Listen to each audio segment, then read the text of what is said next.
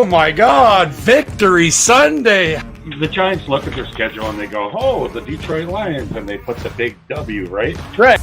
It's folks, it's everybody that is on the screen right now that is what makes this special, because this organization has been so bad for so long, yet here we all are on a Sunday night at 7 o'clock chopping it up about this football team, because winning 3 in a row and getting this done for the first time since 2017, and like Mark said, having some momentum for this fan base. When we played against the Patriots one game on Thanksgiving, I had a pretty good game too, and it was just the atmosphere is just different. It's just there is just everybody's ready. You get a chance to wear the throwback uniforms.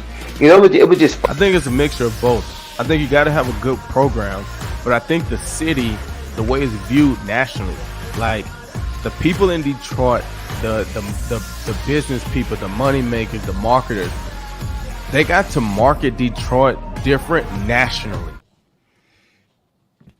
Welcome to the Detroit Lions News Show, your number one source for Detroit Lions news. And we have a huge panel here. Everybody, these guys are famous. I'm not, but these guys, I'm your host and I'm your Sully. I'm your producer.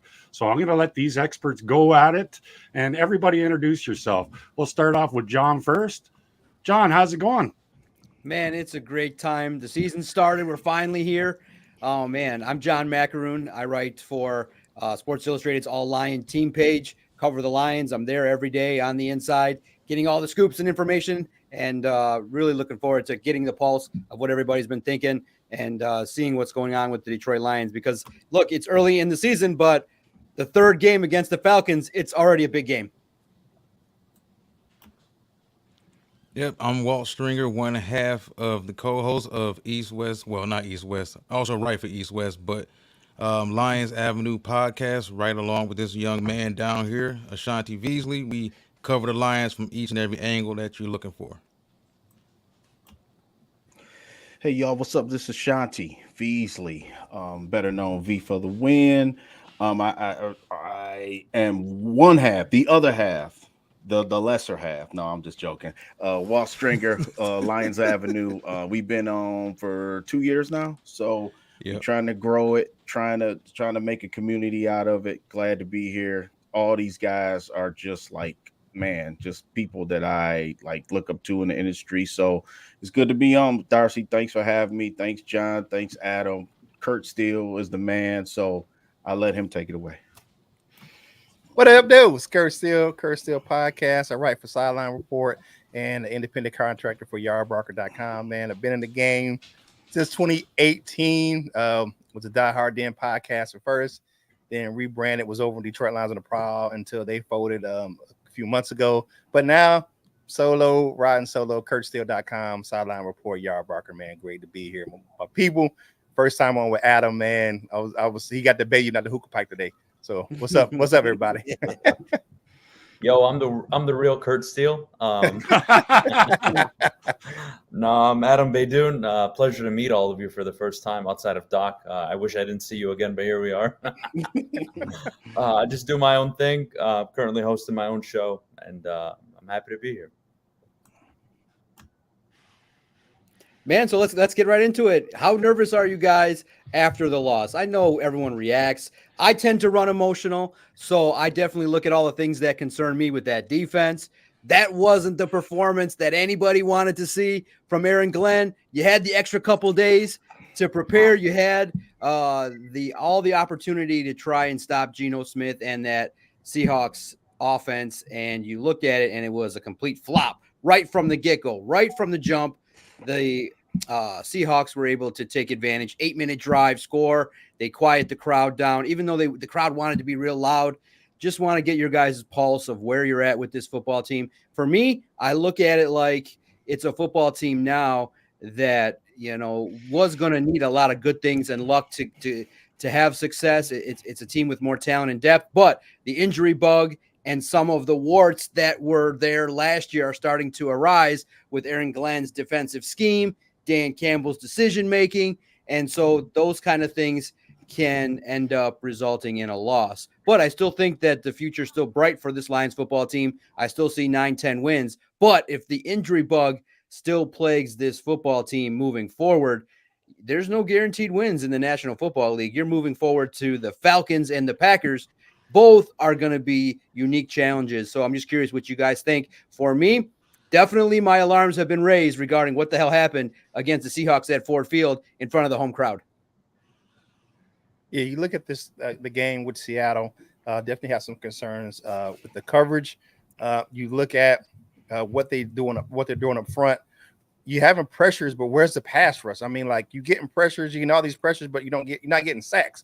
I'm like, where's the sacks coming? You know, you had all this promise of, you know, the new what's that, the silver rush pass, you know, saying pass rush, and it just doesn't there.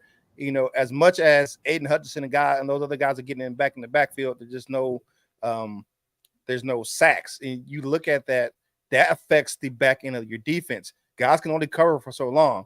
You know, you're going to have guys getting wide open when you can't get pressure on the quarterback. You know, of the guys just stepping up in the pocket or moving, making plays with his legs, and you can't get the quarterback enough pressure to get him to the ground. It's just going to be a problem. I'm looking at this, right? You can have the best secondary in the world, but if you can't get pressure on the quarterback, it's just going to be gaps. It's going to be holes. I think that we're playing a little too much zone. I'm seeing this, and Aaron Glenn can say what he wants to say. Oh, how you know we're playing zone, dude? You can look at the field and tell we're playing zone, and it's just not working. I mean, you got to switch it up, man. But you're not blitzing, you're not getting pressure on the quarterback, and that it's affecting how the team is playing right now, especially secondary. I just don't like what I'm seeing with the rebound secondary. But with the injury bug, I have to say this. They have a plan in place. We have some depth. Guys who used to be starters are stepping back into a more important role. You look at Romeo Okwara, used to be a starter. You look at Tracy Walker, who was a captain and a starter, and now he's back in his starting role. Kind of got pushed out of the way when Brian Branch took over that nickel spot, and that pushed C.J. Gardner-Johnson to the safety spot.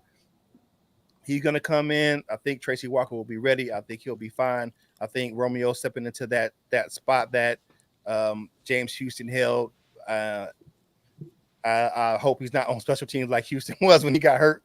But I think the lines will be okay. I think they will, you know, they just got to get themselves together. I just think that the Lions staff this year kind of mixed some people in that I didn't think that was like, I'm not sure about this, but I think they'll get it right now.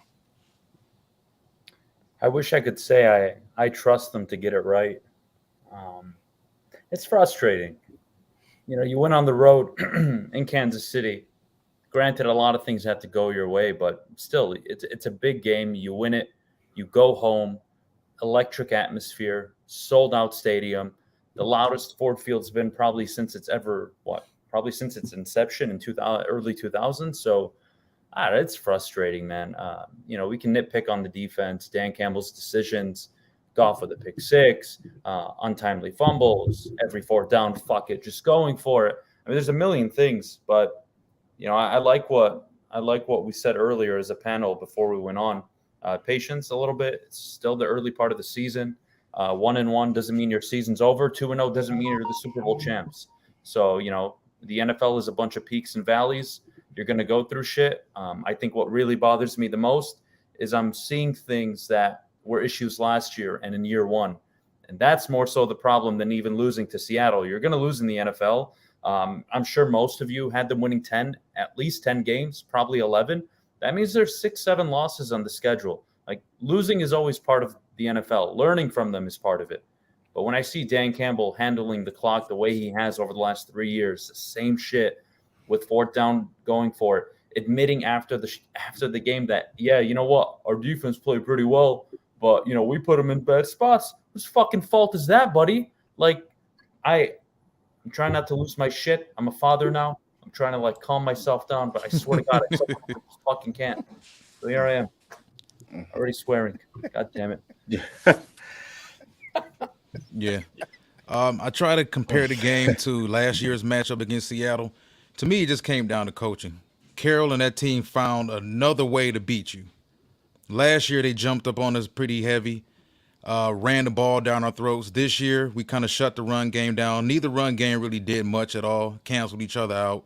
Both quarterbacks played well, just like last year. Goff made a big decision. Well, made a big turnover that kind of was one of the major turning points in the game, as it was last year.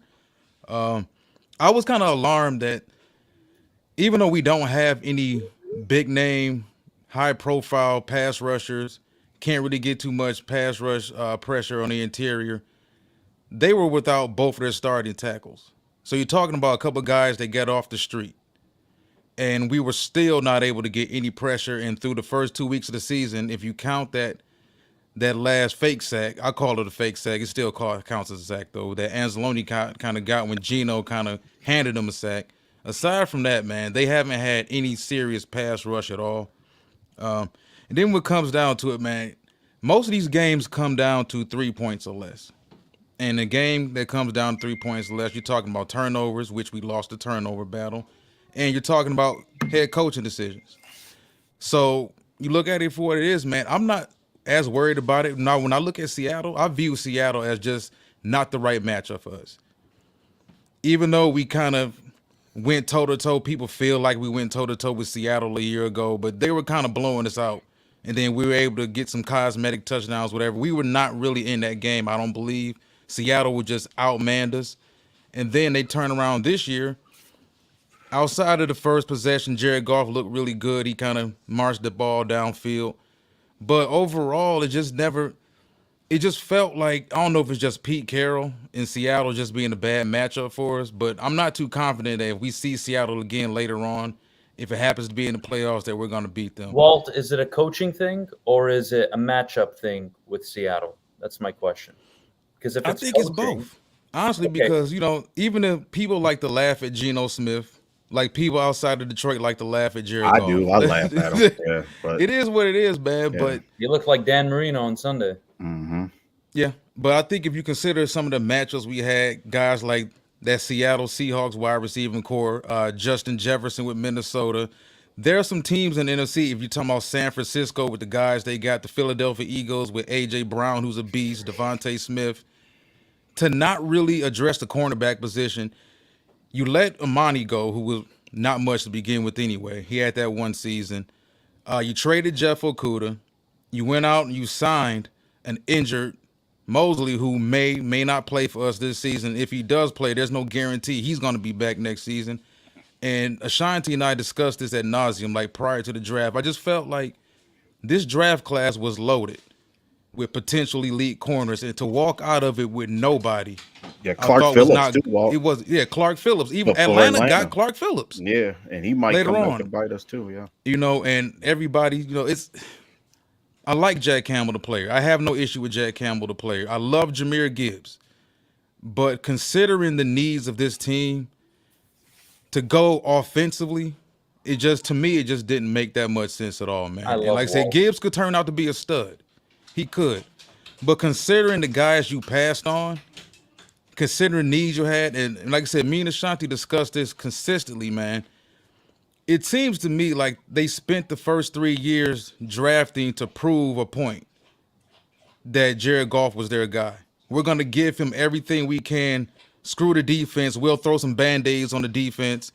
And is it that Aaron Glenn is terrible? Ultimately, it could prove to be Aaron Glenn is terrible. But have they given him as much as they've given Ben Johnson? I think that's fair. I don't know if it's so much about Goff. What I would say is I think Brad Holmes has just missed a lot, especially on the line of scrimmage on the defensive side of the ball. You look at Pascal, you look at McNeil, Onzarike. It just hasn't worked. And these are second, third round picks. Like these are like quality draft picks, not like some throwaway 6th round pick that ended up being kind of decent. Like these are second, third round picks. This is what takes you from a wild card team to a Super Bowl contender. It's not just hitting on your first round picks. And then last year, bold move trading up for an injured wide receiver. And then this year, Jahmyr Gibbs and Sam Laporta. Gibbs at 12, Laporta first or second pick in the second round, whatever number it was. I don't know if it's so much that they're trying to prove that Goff is the guy. More so, I think they're arrogant. They've hit on a lot of draft picks on the offensive side of the ball. They looked really damn good. They had a top 5 offense last year. And I really think they're feeling themselves. And look, maybe they shut us up and Jahmyr Gibbs is way better than Bijan Robinson, and he just takes the league by storm. I fucking doubt it, but let's say he does that. What does that mean for the Lions? Since 2015, there have been a handful of running backs taken in the first round, especially in the first half of the first round. You have Gurley, Melvin Gordon, Ezekiel Elliott, Fournette, CMC, Barkley, Jacobs, like good running backs.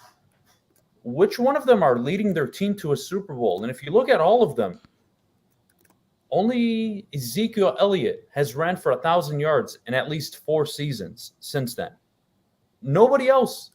And you want to know who's ran for at least 3 1,000-yard years? Derrick Henry, Nick Chubb, guys taken in the 2nd, 3rd, 4th round. That is so frustrating. So maybe you're onto something with the Goff thing. I haven't put 1 and 2 together there. I thought they were going to extend Goff regardless after last year, but I feel like Brad Holmes and Dan Campbell probably feeling themselves on offense, and it's biting them in the ass on defense, man. Christian Gonzalez balling out against Tyreek Hill on Monday Night Football or Sunday Night Football. I'm sorry, that pissed me off. I don't know. It's frustrating. It really is. Yeah, I think, well, before Shanti jumps in, I just want to say this too. I also think that when you look at all of those picks, and people constantly hammer in our heads how great Brad Holmes' picks have been. Well, let's be honest about it. Who's been great? If you look at it, Penei Sewell, coming out of Oregon, was deemed a can't-miss prospect that they took at number 7. No one expected him to be a bust. He's great. Amon-Ra St. Brown, they got later on in the draft. St. Brown had no business going as late as he did. They hit on him. Aside from that, who else has honestly been great?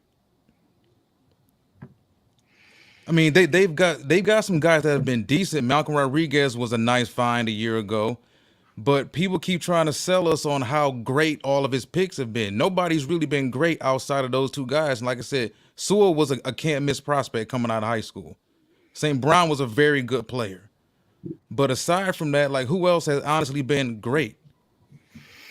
Yeah, and you gotta understand, like, we're not used to like our picks like hitting. You know what I'm saying? Like, this is what I mean. Like, the Patriots, the Steelers know when to come off of players, right? Certain players, and like the Lions have been in this shell for, y'all know better than me, for decades, right? That we just can't even draft a player in the 1st or 2nd round that's even worth keeping or keeping on the roster. So when we finally get like a Malcolm, let's just use Malcolm Rodriguez for example, who's sort of pissing me off. He's getting squoles out right now. Is he a top line starter? No, but damn it, he's better than what's been put out there the last couple games, you know, as far as the linebacker position goes. Okay, the Lions are gonna, and like you said, those maybe not be 2nd contract guys when you get to Lee McNeil. Lee McNeil was my guy. Walt, you know, I've been saying Lee McNeil was the guy I've been clamoring for. He came in super shape, you know, looked like ready to go, and nothing Sunday. And it was really, out of everybody, for me, he was disappointing because I thought that this was a game that he could maybe take. If I'm not saying he's going to get 3 sacks or anything like that, but just no pressure, didn't even hear his name called, didn't even know he was out there. You know what I'm saying? And it's got to be super frustrating for maybe, you know, let's give AG a break here. You know what I'm saying? Maybe, you know, what he wants to do, you know what I'm saying? But we don't have a horse to do it. You know what I'm saying? Because remember what I was saying, like, I kind of thought they were going to go defense in the draft because I kind of thought they knew, hey, everybody's on AG's ass and like, dude, this guy got to go, this type of thing. So maybe we'll get him some help. And I think Jack Campbell's the guy that can solidify that linebacker core, sure tackling, whatever. We've seen him bat a ball out of the air against Kansas City. Why in the hell is he not out there? And during the second half thing with Jack Campbell, I don't get it. I don't get why he's playing. I looked it up. He played 23 snaps. Yep. Why is he not out there? I don't get it. Like, And then the ridiculous sack from Anzalone really pissed. That's our defense in a nutshell. He ran 50 yards to make a sack to make him go out of bounds. It's ridiculous. That was not a sack. That was just like Geno Smith kind of buying some more time to get the hell out of there. You know what I'm saying? And kind of going with the plan with Seattle. Okay. Like Adam said, like Adam said with the coach. What Walt said with the coaching. With Dan Campbell, 0-2 now against Pete Carroll. Bill Belichick coached his ass off against us the last year. You know, we lost, what was it, 20-29 zip to the Patriots. It's almost like the win, but yeah. It's almost like when you get up against a coach that can coach and not like a rah-rah guy, that's where Dan Campbell gets out coached, and you can see it a little bit. For me, am I panicking? Yeah, kind of. Only I'm going to tell you why. This all of a sudden turns into a big game Sunday because let's be honest, we've kind of had our way with the Aaron Rodgers, post Aaron Rodgers Packers for the last 5 or 6 meetings. We've had the Packers number, right? So now they turn over a new era in Packers football, and I think it's more revived. I think it's more vibrant, and the Lions are going to have their hands full Thursday night when they play the Packers. So they better get this win because they could be staring down at a 1-3 start. You know what I'm saying? And I'm not confident like I once was, and I don't want to sound like the wheels is falling off because that's not the case. But y'all see the matchups. You see the Bijan Robinson. Those guys are coming in here. They ain't got nothing to lose. Arthur Smith is the tactician on offense, okay? And I'm pretty sure they see the soft spot. Kyle Pitts has been relatively quiet, right? What a coming out party he's gonna have against the Lions if they don't figure it out. You know what I'm saying? Desmond Ritter's another guy, kind of unknown. I don't know. I didn't know nothing about him coming out of Cincinnati, you know, until Walt kind of put me on his radar a little bit. So, man, the answer to the question, yeah, I'm concerned. I really am, because I don't think that I'm concerned that David Montgomery's not playing. That was the one sure bet guy that was out there running hard. You know, as a pro, you didn't have to worry about him. That was my guy. Jared Goff has checked the boxes for me. You know what I'm saying? I'm not a Jared Goff guy, but listen, he threw the pick six. Horrible time to throw a pick six, but he wasn't the reason why they lost that game Sunday, in my opinion. I just think that he's been good. You know what I'm saying? So if Jared Goff can continue that play, I think they'll be okay. But I think like upper echelon, top 3 in the NFC, man, I don't know right now. I just that's where I'm at with it. You know what I'm saying? A win can change it all, but I don't know, man. It's gonna be tough, you know. Okay, let me offer a little bit of perspective from knowing what's been going on and how the Lions operate. And you guys brought up a lot of good points, and I do want to bring up the comment from Dads as well, because it's related to the game and in regards to coaching. So there's 2 things you guys brought up. It's the talent on the field and how they can produce, and it's the coaching in regards to what actually happens. I'm going to start on the coaching side. Look, the Lions are at a point right now where they're competitive each and every game, and now there's an expectation that they win. So this is a little bit of a different spot than we saw at the beginning of last year. We got a chance to see it when they won 8 out of 10 games. Now we're at a point where we can actually talk about decisions and what the coaching staff brings to the table as well in terms of schematics. And in relation to what Dad said, he came from California and was there for the game, had a heartbreaking experience, still a great time, but wondered why the decision was made to go for the field goal when they could have won the game at the end. And I'll talk about that shortly.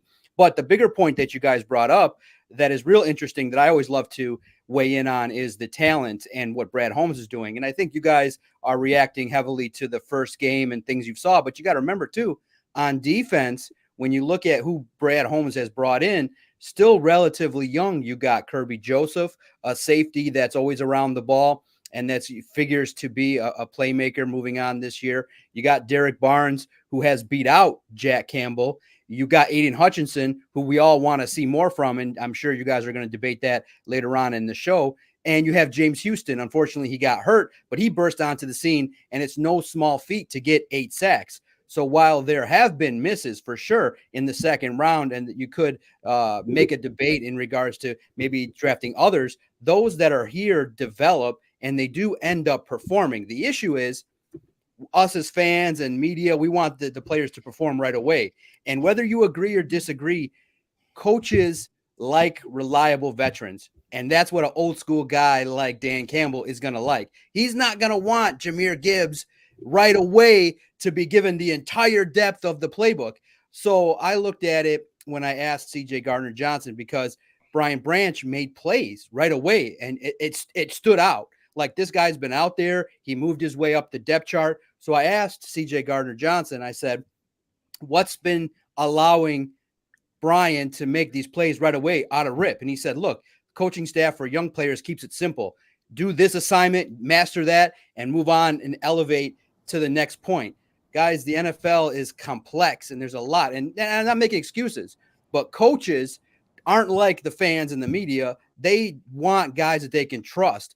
And so they want guys that have experience in the film room, experience in understanding the depth of everything that's going on. So while we all want Jack Campbell, I'm definitely clamoring for more of Jack Campbell and more of Jahmyr Gibbs. The coaching staff is not going to trust that yet, because you saw when things get overwhelming, mistakes get made, and in critical moments, a young player is not going to be as reliable as a veteran. And as much as we clamor for it, we can scream all day and night. Dan Campbell is not moving away from that slow and steady plan. Look what we were saying about Aiden last year. Where are the sacks? Where are the sacks? Boom, 4 or 5 games in, he busts out. So it takes time for the rookies. We can debate that all you want, but that's the case.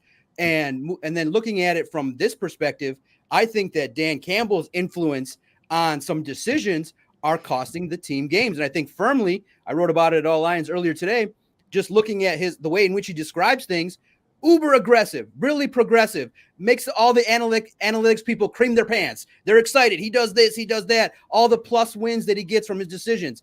Great. Bottom line, the game was competitive.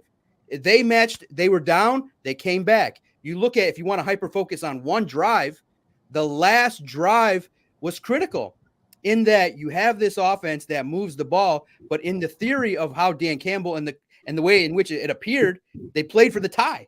And that's not conducive when you don't have a world beater defense just yet to winning football. I thought that the final drive was mismanaged in a way that the clock was run down. Yeah, Amon-Ra, they had a second down play that was critical, but I thought that the lack of willingness to push further to get into the end zone. Look, nobody would have really obviously you would focus on the defense if they're up 35-31 with 30 seconds left and Geno Smith goes down there, but at least it's more tolerable than playing for the tie, losing the coin toss, and then having your defense just absolutely roll over. I think that the Lions coaching staff at times critically at the end of the second quarter and at the end of games plays it a little bit conservative when they have an opportunity to push the pedal to the metal. So in this case, I thought even with all the nonsense on defense, which will get better, it will get better.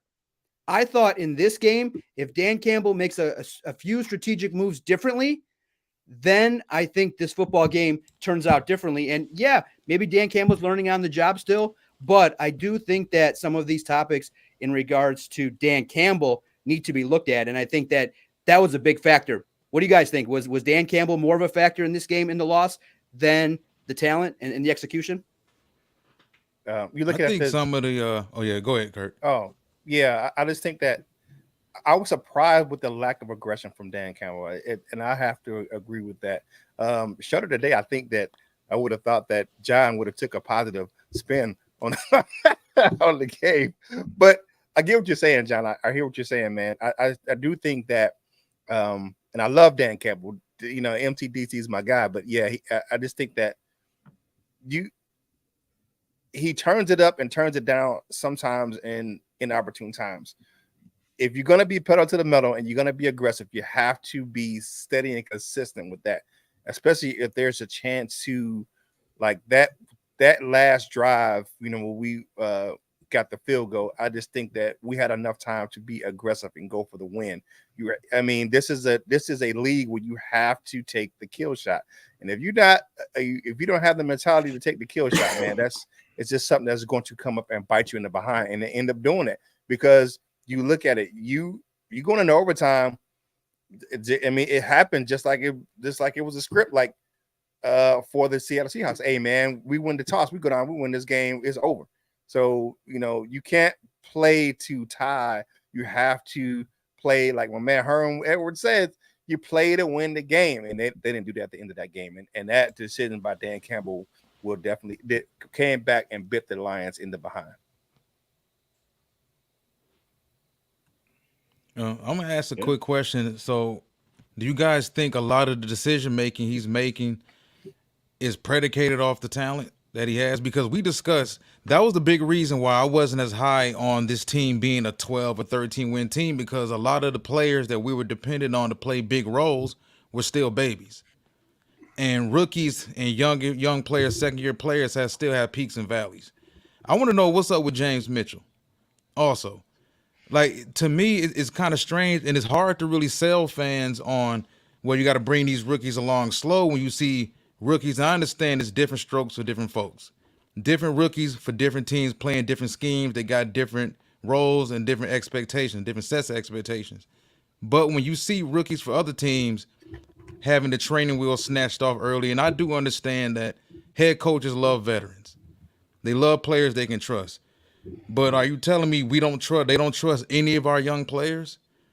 I mean, it's kind of hard. Like, and I think Ashanti and I discussed this earlier about Bijan Robinson. Like, one of the worst things that can happen for this team and this fan base is to see Bijan come in here Sunday and run all over our necks, and Jahmyr Gibbs still doesn't get any touches. And then to hear that one statement earlier about, well, now that Montgomery's not here, he's going to be gone for a while. We're just going to do running back by committee, and Jahmyr is going to remain a weapon. So is he a running back or is he just a weapon? Are you terrified to let him run the ball up the middle or not? Is Dan Campbell not Dan Campbell, but is Jack Campbell not comfortable enough to play? It seems to me that when he went out there week one in the second half, and Ashanti can attest to this, he made a handful of game-changing plays in the second half. So when are you going to take the training wheels off of some of these guys, man? Like I said, I understand coaches like veterans, in football especially. But it's a hard sell to a fan base when you see rookies for other teams having great impacts. And this can go back, and I've said this before, a lot is riding on guys like Jamison Williams, Josh Paschal, and Levi Wuzurike. Because there's a good chance, and I hope not, but there's a good chance we may never get anything out of those three players. And they were all three players that we drafted injured. And you look around the league, and there are better players right now that are performing on better teams right now, making an impact. So we hear a lot about character issues and guys not being culture guys. I honestly don't see the difference in taking a gamble on a guy who may have a couple cultural red flags but is healthy over you taking a gamble on a guy who's coming into the NFL already beat up and injured. Because right now, so far, we have seen nothing from Jamison except for that one touchdown. We got a couple plays from Josh Paschal in the Dallas Cowboy game, and Levi has given us nothing. So I'm just like I said, I'm not trying to poo-poo not Dan Campbell. I'm not trying to really poo-poo Brad Holmes. I just don't see how great these picks have really been when you sit back, you actually dissect the impact that these players have had over the first 2 or 3 years. Yeah, and it's frustrating. You know what I'm saying? My frustration comes out because it's expectations. Like you said, I had them at 10-7. I think they're still going to win division. They're still the best team, but pump the brakes just a little bit. You know what I'm saying? Because I feel that we've overcome things to be able to win a game like Sunday's game. You know what I'm saying? Despite what might happen during the course of a game, let's be honest, the Lions used to have a perfect set and perfect game for us to beat anybody, right? So now I think we're good enough not to have to play a perfect game every time. You know what I'm saying? I think we wasted just getting back to the last game. You waste a game, where Jared Goff played lights out, except for the pick six. You know what I'm saying? He played good enough to win that game. Now it's going to be some stink bombs in there where Goff might have, 2 or 3 picks, 190 yards. This magic carpet run with no interceptions came to an end. He's going to have a couple bad games. You know what I'm saying? What I'm saying is those games you expect to lose if your quarterback normally doesn't play good. You know what I'm saying? Now, I was at the belief that our offense was going to be have to catch up with the defense. I was thinking coming into this season, the defense was going to be so far ahead and the offense would catch up, especially when Jameson Williams came back. You kind of thought, okay, these guys will get their act together at the end of the season. You want your team to play good. Just like we went on that run last year to win 8 out of 10 games. That's the kind of football you want to play going into the playoffs anyway. You want to be playing good in, November, December, you know what I'm saying? So that's what I was thinking. But now it's been a total opposite. Jared Goff has totally started off the season hot. You know what I'm saying? So I think these games where he's hot, you got to capitalize. You got to win these games. Is all of these things fixable? Yeah, they're fixable to an extent. But I think, like Walt said, like Levi Onwuzurike made the roster, right? He was one of the guys I thought would be a cap casualty to start this season. He wouldn't even make the roster, because we hadn't seen Levi Onwuzurike, right? So now he did make the roster, and now it's like, okay, he played in the first game, and it was sort of like, okay, we see him out there. But the second game, again, I didn't see him out there. You know what I'm saying? So and then you get a guy like Isaiah Buggs, who whatever the situation with Buggs is with the coaching staff, who knows what the heck is going on with that? I see Isaiah Buggs taking pictures on the sideline with Lions gear on. What's up with that? You know what I'm saying? So he would be better served in the middle of our defensive line. Is what I'm saying. He's a leader too. Listen, He's a leader. I will just say this. I mean, I don't want to go crazy over it, but we just lost the tiebreaker to Seattle again. Oh, yeah. And if San Francisco wins that division and it comes down to us in Seattle again, we don't have that tiebreaker. It's not about panicking right now. It's about being realistic about it, man. We lost the tiebreaker to Seattle. You look at Atlanta. Atlanta's 2-0. I'm not calling this a must win, but if we lose this game to Atlanta, you lose the tiebreaker to Atlanta. If there's these things matter. I think fans are just too cliche with, it's just week 2, calm down, don't be a negative nitty. No, it's not about being a negative Nancy. It's about being realistic. You don't want to lose these type of games because when it comes down to it, everybody just giving us the division here, or we're going to win the division. Don't worry about it. I still think we're going to win the division. But if you're looking at it for what it is, that Green Bay defense, that's a talented ass defense. Okay? We can say whatever we want to say about Jordan Love. They looked decent the first couple weeks. They lost to Atlanta. I think Atlanta's just a super physical football team offensively that's going to give a lot of teams problems. But like I said, you don't want to lose to Atlanta. You lose the tiebreaker to Atlanta.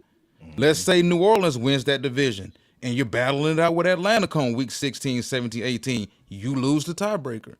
So for fans to say, well, it's just a week 2 loss, it doesn't matter, that's crazy because you're not looking at the things in the grand scheme. Yeah. The thing is, we were hyped up to have this great secondary. We were going to have a great defense. You look at Pete Carroll.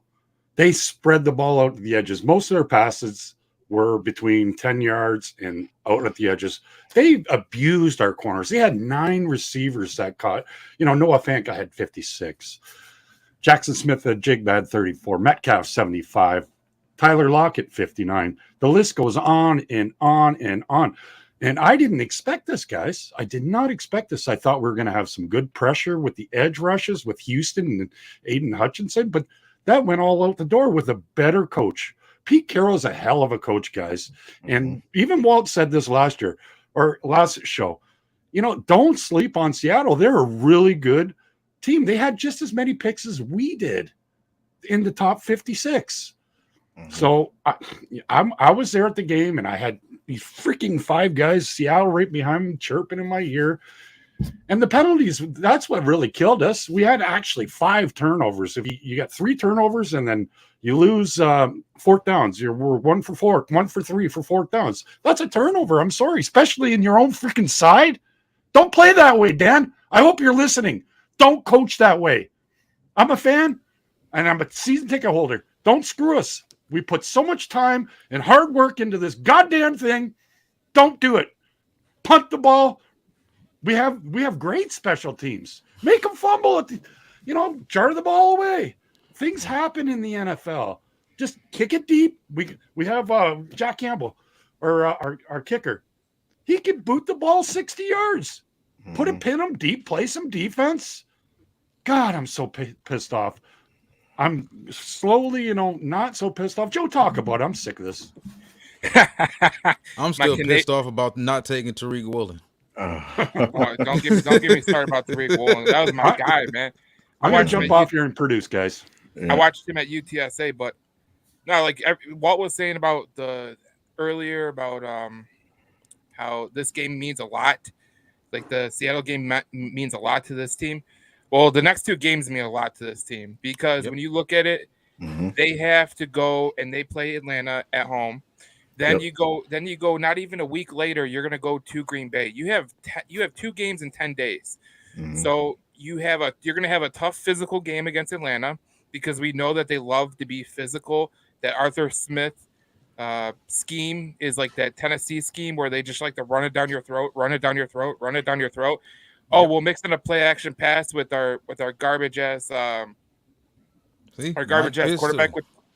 Yeah, it could be Ryan Tannehill or Desmond Ridder. You could put in anybody, but the reality of the situation is you're gonna have 2 tough games in 10 days. So you got to get together, and that's a tough ask, to be honest.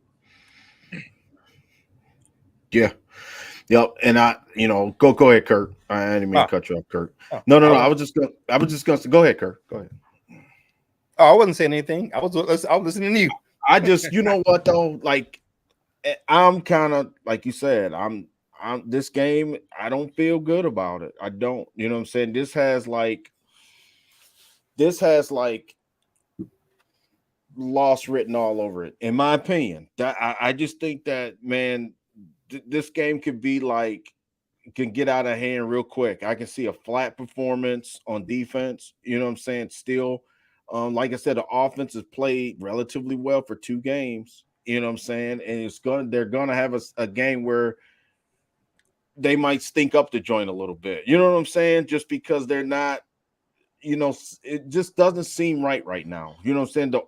Maybe I'm overreacting over 1 loss. You know what I'm saying? What if, Jahmyr Gibbs has to set the tone? We did we did bring up Zonovan Knight, Bam Knight. I do like that. He's the kind of bruiser running back we need. I just hope that we just don't try to get into a shootout. Just don't make that our mantra. Let's try to get the defense, to get some penetration, man. I think that, once Aiden gets his first sack, I think a lot of the finger pointing will go away. Like this guy's not getting to the passer. This guy, we do need help though. You know what I'm saying? For the God life of me, I don't understand the infatuation with Romeo Okwara. I mean, I hope he can do the job. He hasn't shown me anything since he's been here to show me otherwise. That's why, like, I don't have a good feeling about this game, man. You know what I'm saying? This feels like the Carolina game to me. Even though Carolina was on the road, it just feels like I hope our guys are ready to play, because Atlanta can make you look silly. You know what I'm saying? Because I can see Bijan, I can see Drake London, I see weapons on the other side just like we got them. You know what I mean? I can see a quarterback trying to make a name for himself in Desmond Ridder. Hopefully, and this game will go a lot with Jared Goff too. I mean, if Jared Goff can somehow, this may be a big ass putting this team on his back. I mean, you know what I'm saying, and maybe get us through a game like this. You know what I'm saying, where our defense is kind of shell shocked. With some injuries, the offensive line, injured as well. You don't have Dave Montgomery. You know what I'm saying? This is a game where, I think this will go a long way in the golf train, if you will. You know what I'm saying? If he could somehow get us to a victory, you know what I'm saying?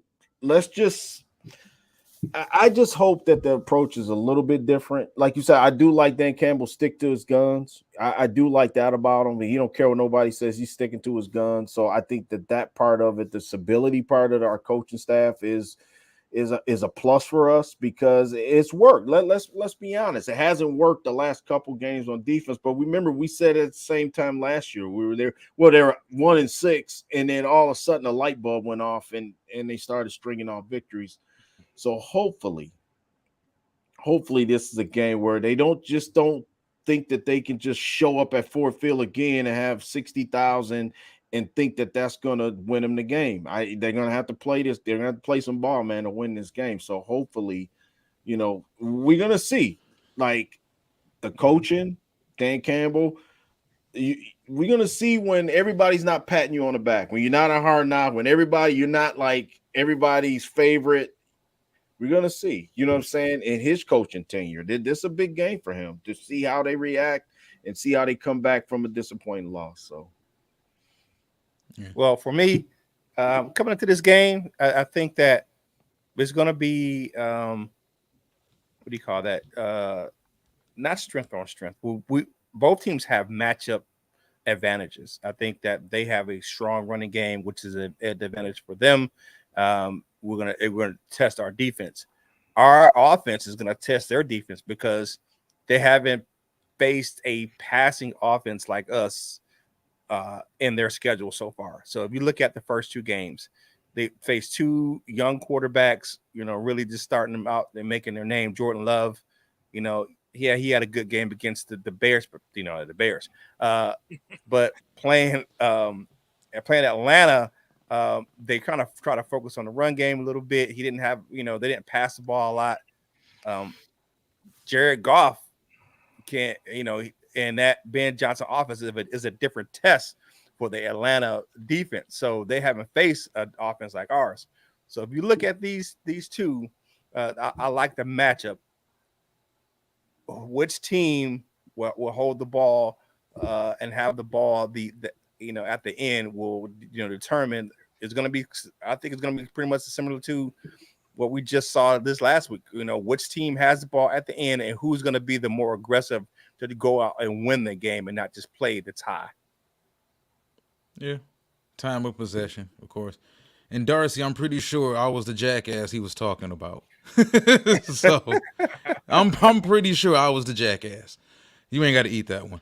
But yeah, I think Cordero Patterson is the guy that I'm really worried about because we haven't seen him in a while. And they held him out against Green Bay. He's scheduled to play this Sunday against us. They get very creative in how they use Cordero Patterson. You're talking about a guy who's 6'3", 220 pounds. And Lions fans are very familiar with Cordero Patterson, former Minnesota Viking. You know how explosive Cordero can be. They give him some jet sweeps. They line him up in the backfield. They give him some snaps in the slot. He's a complete mismatch. And then you pair that with Bijan Robinson, the guy called Edgerrin James Jr. And then you got Algieri out there. Even Ritter. Ritter threw the ball, 26 times, 27 times last week. They gave him 10 runs. 32 times. So, yeah. That team 32. Yeah, so Arthur Smith knows exactly what he wants to do. And I think months before the draft, me and Ashanti joked about Atlanta drafting Bijan Robinson. I'm like, nah, they're not about to draft Bijan. They need this, they need that. Mm-hmm. We both said, no, Bijan is exactly what Arthur Smith wants, coming from what they had in Tennessee. So they ran the ball 45 times against Green Bay last week. I think the difference between Kansas City and Seattle, for one, I think Atlanta's offensive line is better. Two, the two teams we played over the first couple weeks of the season, they're actually explosive during the passing game. Atlanta does what they want to do. So if Atlanta comes out 16 carries, 38 yards, they're not going to abandon it. They're going to keep going. That's why I think it's going. Yeah, Bijan does look crazy good. That's why I think it's going to come down. And I agree with Joe. I think it's going to be a very physical ass football game. What is it? The over under is what you guys said was it 46. 46? Yeah. Yeah, I said I can see it being like a 23-21 type of game. Honestly, Yeah, you know, the way Arthur Smith runs his game is like, you know, I watch Tennessee ad nauseum. Okay, so it's kind of a bad kind of look, but I watched Tennessee ad nauseum, and when they had Arthur Smith as their OC, they did the same exact thing with Atlanta's offense. Like, they're predicated on Bijan running the ball, right? They're predicated on getting the play action going. But this offense with Kyle Pitts, even though he hasn't been as kind of electric as we all expected, I mean, they still can get down the field. So I don't know, man. Like Tyler Algier is a sneaky good back, but Cordell Patterson, that could be the difference in the game, to be honest, because we all know Cordell Patterson, like he can change the game in an instant. So, like these guys that the Lions usually have trouble with, like you talk about the kind of the backs that can go back and forth. Now, the good thing about it was when they played Kenneth Walker this week, there was one thing that I was really, really worried about, and they actually did a pretty damn good job of it. Kenneth Walker loves to go to one side and then reverse field and then catch you off guard. They did a pretty damn good job of hemming him in and keeping him contained. And that's what I liked about that. That was a good part about the defensive game plan, because they actually did hold him to his, limited yardage. Because if you watch the LA Rams game, like even the Rams got caught inside and then he went outside the other way. So that's what you got to do. So it's going to be an interesting one. It's going to be a tough, fast game, to be honest. But I wanted to get you guys' thoughts on something. I heard you guys earlier were talking about how they need to use Jahmyr Gibbs more. They need to use like certain. And there's two stats I want to give you. So there's one stat that is from. It's like a sabermetric stat. It's wins probability added over expected on fourth down. Dan Campbell leads the league in that. He leads the league in win probability added over expected on fourth down, 2-point conversions, timeouts, etc. Decisions through 2 games. That's one. And then there's another one, notable first-round picks that are rookie running backs. Jahmyr Gibbs has 23 touches, 116 yards. Guys like Breece Hall had 20 touches, 121 yards. Ray Rice, 30 touches, 104 yards. Derrick Henry, 17 touches, 93 yards. And Kamara, who they all compared Jahmyr Gibbs to, 15 touches, 92 yards. I'm interested to hear your thoughts on. Do you think this could be like the Jahmyr Gibbs coming out party this weekend? Because I don't know about you, but I don't want to see Craig Reynolds in there. And as much as I love that, and as much as I love Bam Knight, just limited action. That's it. Honestly, I think what it is with fans, me included, we're not seeing the explosive Jahmyr Gibbs we saw at Alabama. Because if you look at some of those numbers, they get kind of distorted. Because before Breece Hall got hurt last year, he had a big game against Denver. Matter of fact, I think he had like a 60 or 70-yard touchdown run, something like that. So it's like Gibbs is explosive, but we're itching to really see the Jahmyr Gibbs that we saw at Alabama. We're not seeing those explosive plays. And then when you look at the Bijan Robinson highlights, it's like, oh, damn, like this dude is serious. So is it possible? I think against this Atlanta defense wasn't horrible either a year ago. So it's possible. I would love to see it. But as I mentioned earlier, I think the worst case scenario for this team, one of the worst case scenarios is that, especially for this fan base, if Bijan comes here and just runs all over our necks and Jahmyr Gibbs still doesn't do anything, it's like, the comments earlier that we heard earlier from Dan Campbell about with Montgomery being out and we're going to go with running back by committee and Gibbs is going to remain a weapon. I mean, you traded up for this guy, though. He was a running back in the first round. We saw how he was used at Alabama. So I don't understand why they seem to be so timid as far as running him between the tackles, but because we've seen he can do it. Now, honestly, Gibbs is only, about 198, maybe 205. Similar to what Clinton Portis was, I think, when he came out of college, sitting different body types or whatever. But Gibbs did it at Georgia Tech.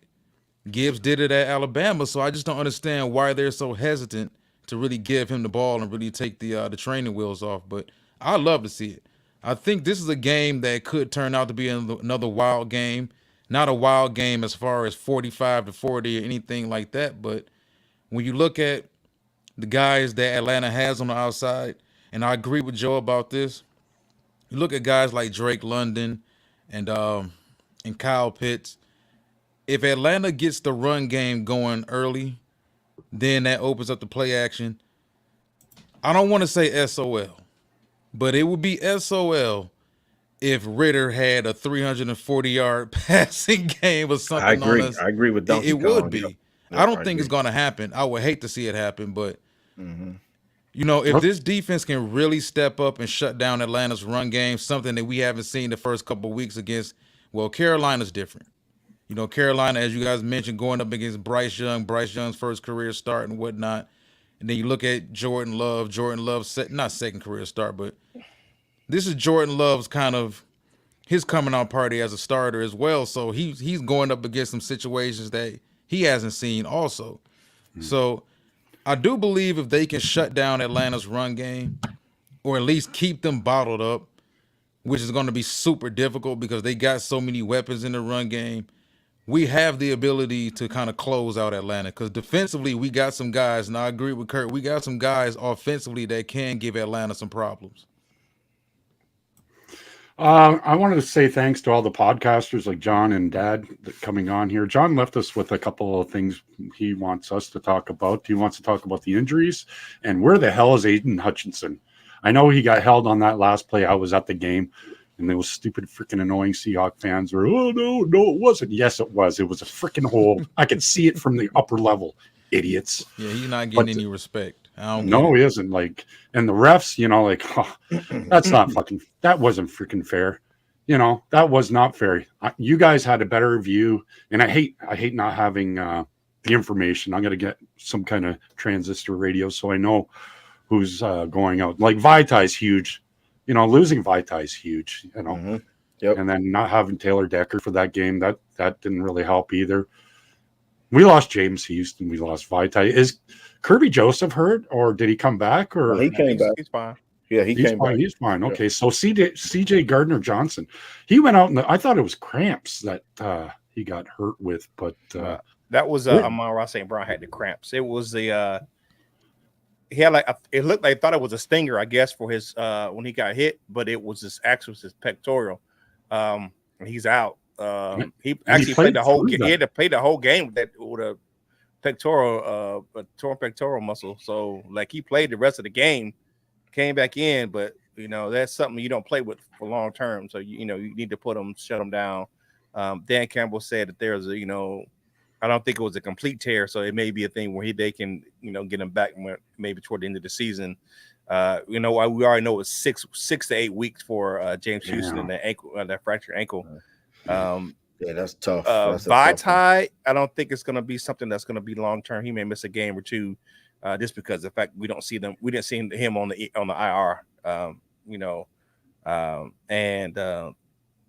We're gonna see what's gonna happen with. I think St. Brown will be fine. I just think maybe it was toe issue or something like that. But we're gonna I think the big thing for this week is, can we get Decker back in the lineup? Says we'll know more tomorrow once their injury report comes, a practice report comes out tomorrow. So,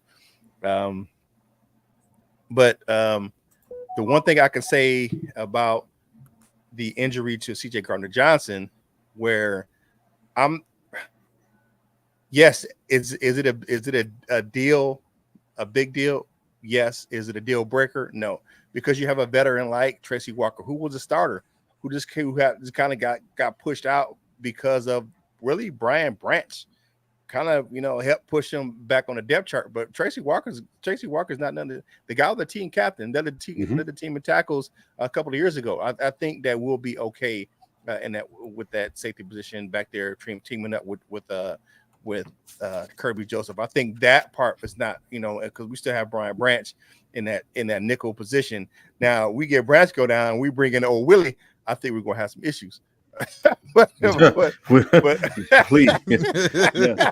I agree with Curt. That was a good point, Curt, about Tracy Walker. And I think he got kind of lost in the shuffle a little bit. You know what I'm saying? And heads, he didn't pout, he didn't get upset, you know what I'm saying? Because he could have easily, just assumed the role during the preseason, and you could see he kind of got squoze out a little bit, you know what I'm saying? And that's what a professional's supposed to do. He is a leader on this team, probably maybe one of the longest tenured, Lions that's on the roster. So I respect for that. And he's involved to tell you, Tracy Walker been my guy, man, from the start. You know what I'm saying? I just think it's something about him that's infectious, to play. Just a guy you can count on when he's out there. He's always in the right spot, unlike Will Harris. I'm a big proponent of being in the right spot on defense. You know what I'm saying? It's important because you have to be, counted on in certain situations, especially the fourth quarter. This next game, I want to see fourth quarter execution, man. I want to see because we know Jared Goff from 20-yard line to 20-yard line is very good. You know what I'm saying? But I do want to see, fourth quarter, if it's a tight game, I do want to see this team in a situation where, they have to make some plays. You know what I'm saying? They did. And let's be honest, Josh Reynolds was another guy. I had the audacity to say that I thought that he may be like on the bubble because our receiver room was kind of deep at the time when Antoine Green and Chase Cota at the beginning of, training camp. I was thinking those guys would maybe push him out. But arguably him and Khalif Raymond have been great, man. You know what I'm saying? As far as like being able to be dependent on Josh Reynolds has made some big plays, man. Whoopee. To start the first couple games, that throw from Jared Goff, that second touchdown was, man, that was on point. You know what I'm saying? I'm not a golf guy, but I give him credit. That was a big time throw, big time catch, big time play when we had to have it. The Kansas City, remember the last drive we scored on before the game, before the last touchdown drive, the play the actual Dave Montgomery actually scored on. Josh Reynolds caught that long, 40-yard pass on a third down play. You know what I'm saying? And what I'm saying is I just want to see the execution been there. The offense has been way better than I thought, to be honest with you, because I tell y'all, I thought that the defense would be way ahead of the schedule by now. You know what I'm saying? So now I'm worried about Enrique. I'm worried about Alimi. I'm just worried, like Aiden Hutchinson is like kind of on an island, and other teams know that. So now they're just like really trying to take him away. You know what I'm saying? And wanting somebody else to step up. Who was that other guy? It was James Houston at the time. James Houston was that guy last year. But now you got to find somebody else, man. So I don't know if it's going to be more. Can you maybe send Jack Campbell on some blitzes? Can you stunt more? Can you do something? Move maybe. Now, one thing I was thinking this too. Aiden Hutchinson, remember last year, I think Aaron Glenn had the most success and got him off the slow start. Aiden Hutchinson, moving him up and down the line. I don't think they've done that yet. And I think if you put Aiden Hutchinson and move him around on that line, I think that may be what needs to happen in this next game. You know what I'm saying? Because they do, let's be honest, Atlanta's got a pretty good offensive line. You know what I'm saying? And they're going to be able to cause some problems. Charles Harris, I've seen enough of Charles Harris. He's way too small. You know what I'm saying? Unless you're going to blitz him or drop him back into coverage, please stop having him rush the passer because it's not working. I mean, he's probably given up a couple inches height-wise and maybe 30, 40 pounds. I just don't think Charles Harris is the guy right now to get the pressure from. Maybe Aquara. Maybe he's a guy long arms, long and lanky, can, quick first step. He's a straight line guy. Maybe he can get, take advantage of these guys coming off the edge. I don't know. The only reason why I think this is going to be a close game is because you're just not sure on defense. Like offense, we know. Like offense, Philly, we just about know this team can score 20. You know what I'm saying? We could score 21, and I think it won't be a hard ass to do. I think defensively is where it's a question mark, man. You know what I'm saying? And what's, somebody has got to step up and make a play for this team other than, the usual guy like Aiden Hunt, like Brian Branch did the last game. And people say, oh, that was a lucky interception or he hit tip ball. It makes no difference. You know what I'm saying? It's just somebody go out there and make a play. And every game, it seems like somebody does step up, at least offensively. I think the defense does have to do the same. So Atlanta gonna be tough sledding, man. I think we can beat them. We get. I think we're mirror images of each other. I think Ritter and Goff. You look at it. Look at Bijan Robinson. Look at Jahmyr Gibbs. Look at Drake London. Well, I mean, maybe he's a little bit taller than Amon-Ra St. Brown, but if Jameson Williams was out there, you can compare Drake London and Jameson Williams. It's just we got a similar team, and their course of rebuild and action have started the same time we have. Us, Seattle, and Atlanta, kind of almost the same. So. I want to see something, guys. I want to say I don't know. I'm not going to say the Lions not going to win this game. I'm not going to say that yet. It's still Tuesday, fresh off a loss. But I do think that this is going to be a tougher game than people think. I say watch out for Jesse Bates. Jesse Bates is a ball magnet. Been a ball magnet since he came to NFL. Made tons of plays for the Cincinnati Bengals. Left in free agency. He's in Atlanta right now. Had a monster game week 1 against Carolina. I understand he was going up against Bryce Young or whatnot, but he's the same old guy. Same old guy, man. And Jesse's a guy that can tilt the game completely, whether it be taking the ball out of the air or coming up forcing fumbles. Hell of a safety. So to piggyback off what Ashanti was just saying, how do we tilt that? Who's going to be our game changer on defense? The guy that can really get things going. So, like I said, between the Atlanta Falcons run game, then you look at them defensively, AJ Terrell hasn't played as well as he did his first couple years in the league, but AJ Terrell is still a hell of a corner, I believe. And like I said, if you can limit Jesse Bates from taking the ball away from you and creating more possessions for Bijan Robinson in that run game, you'll be good. Because I think with the way Atlanta sets everything up, time of possession is going to be crucial. And if they end up tilting us in some 4-1 measure, things could get ugly. I don't think it'll get ugly the way Ashanti said, but if we start losing that time of possession, 3-1, 4-1, we start turning the ball over, Bates starts taking the ball away, we could see some horrible things happen. But like I said, I'm not ready to really make it a prediction right now because I'm as iffy as I was on the Seattle game. I think we all knew going into week 2, despite the fact that we beat Kansas City week 1, 21-20, I think we all knew there was a chance this team could lose to Seattle. Whether we knew it would happen the way it happened or not, whether we knew it would be a 41-40 game or a 37-31 game, we all knew, at least rational Lions fans, all knew that there was a chance we could lose to Seattle. Now it happened. We got it out of the way. And like you said earlier, it's time to really move on now to Atlanta, because if you don't move on Atlanta, Atlanta's already moved on to us. You can believe that. And if you haven't moved on to Atlanta, you could get exposed on Sunday. Yeah, definitely. I agree with that wholeheartedly. You look at this game that we have coming up. You have to move on, and you have to, look at, playing to our strengths. And one thing that I think I'm begging is that I hope Jeff Okudah makes his debut this You sure? Against the Lions. Yeah. You sure about that? Yeah, man. I'm sure about that. Yeah, I'm sure about that. I'm sure about that, man. Yeah. Yeah, never be too high, too low, but yeah, I'm sure about that. All right. Yeah. If you look at because I just think that you with Josh Reynolds, you got Sam Laporta, you got Amon-Ra St. Brown, the underrated guy with Khalif Raymond, who does a lot of the dirty work underneath. We have enough weapons to test their defense.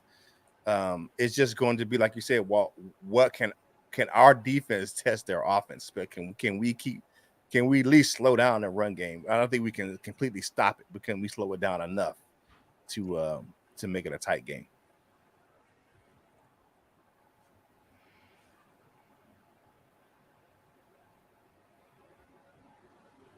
Yeah, I agree with whatever I agree with whatever you guys say. I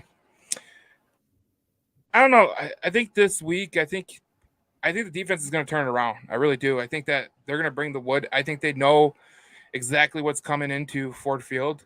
I think that Dan Campbell knows exactly what Arthur Smith is going to try to do. And look, people keep sulking over the loss to Seattle. Well, you have no time to sulk. Okay, you got 10 days, 2 games. You got to get it going. So if you've ever played sports before, you have to deal with a bad loss, and you have to turn it around really quick. So that's what I look at with this game. I think that they should definitely put it together. Do you guys know how difficult it is with football? Like whether you play basketball or baseball or whatever, in football you can't help but think about the what ifs. Whether you're playing football or not, or even at being at home. So like you said, it's time to move on, man. We got the Falcons coming in. We know exactly what they want to do. I don't think the Falcons are going to deter from that at all. The Falcons brand of football just bleeds 20-20. Unless you're a team that just can't handle them. Now, as Ashanti said earlier, we just don't want it to turn into like the Carolina game from a year ago or the Seattle game earlier where Seattle ran the ball all over us or whatnot.